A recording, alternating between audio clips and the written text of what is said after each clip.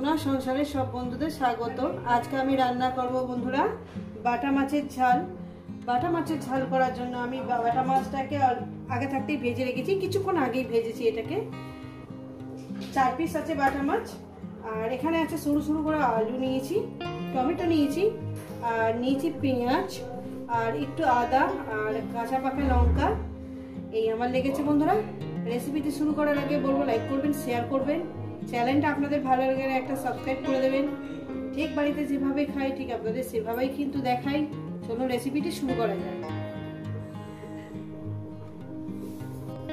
তো বন্ধুরা গ্যাস ধরিয়ে দিয়েছি, কড়া আমি বসিয়ে দিয়েছি। কড়াটা আমার গরম হবে। কড়া আমার গরম হয়ে গেছে। কড়ায় পরিমাণ মতন তেলটা আমি দিয়ে দেবো।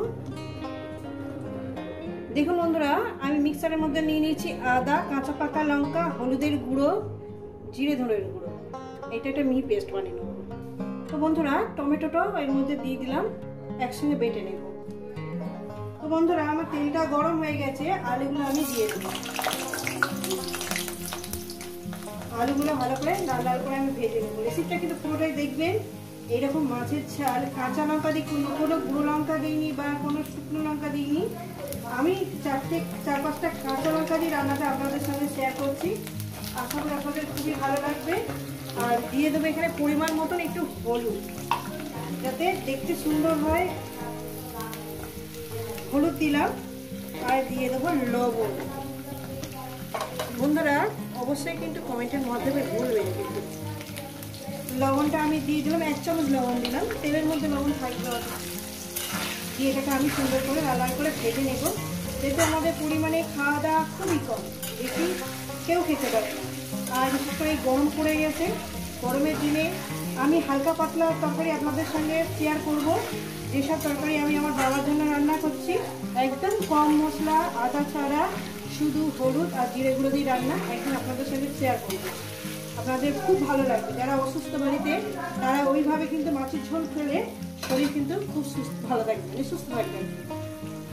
তো বন্ধুরা আমার আলুটা ভেজে নিয়েছি, আলুটা আমি তুলে নেব।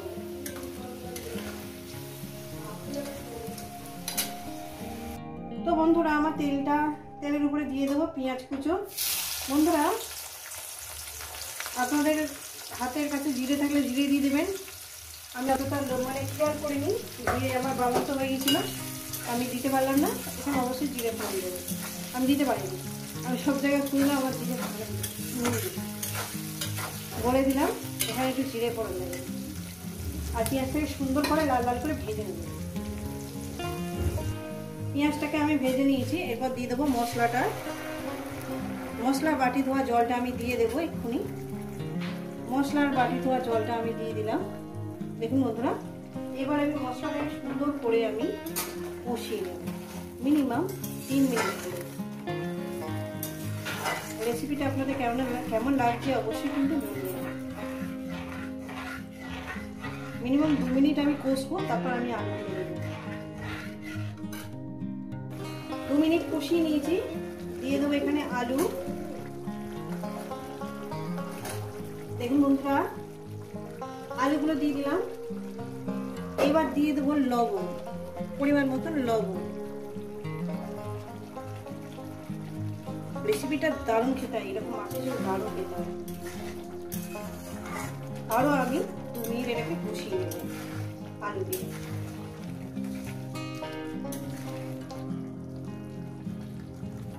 গন্ধে খাওয়া হয়ে যাবে, এত সুন্দর সেন্ট হয়েছে।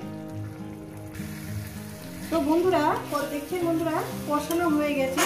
দেখুন সুন্দর করে আমি কষিয়ে নিয়েছি। এরপর দিয়ে দেবো একদম ফুটন্ত জল। দেখছেন বন্ধুরা একদম ফুটন্ত জল দিয়েছি। এই যে জলটা দিলাম, আমি গ্যাসটা একদম লোতে করে দিলাম। যেহেতু আমার আলু টালু সবকিছু সিদ্ধ হয়ে গেছে, মশলাও কষানো হয়ে গেছে, নুন ঝাল সবকিছু আমার পারফেক্ট ঠিক আছে। এবার আমি এক এক করে মাছগুলো আমি দিয়ে দেবো। ভালো করে দেখুন বন্ধুরা। আর রেসিপিটা আপনাদের কেমন লাগছে অবশ্যই কিন্তু বলবেন। ভালো লাগলে লাইক করে দেবেন, একটা শেয়ার করে দেবেন। দেখছেন বন্ধুরা দিয়ে দিলাম মাছগুলো আমি সাজিয়ে। এবার আমি মিনিমাম এটাকে আমি 4 মিনিটের জন্য, ফিরছি আরো 4 মিনিট পর। তো বন্ধুরা মাছের ঝালটা আমার রেডি হয়ে গেছে। দেখেন বন্ধুরা, দেখতে কত সুন্দর না, বিশ্বাস করেন দারুণ সেন্ট বেরিয়ে গেছে।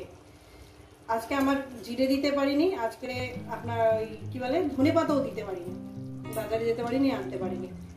জিরে ফোড়ন দেবেন আর ধনে পাতা দেবেন, না দিয়েও এত সুন্দর দারুণ খেতে হয়েছে।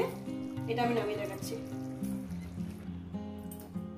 এই রেসিপি যদি আপনাদের ভালো লেগে থাকে অবশ্যই কিন্তু কমেন্ট করে জানাবেন, রেসিপিটাকে লাইক করবেন, শেয়ার করবেন, চ্যানেলটা আপনাদের ভালো লেগে গেলে একটা সাবস্ক্রাইব করে দেবেন।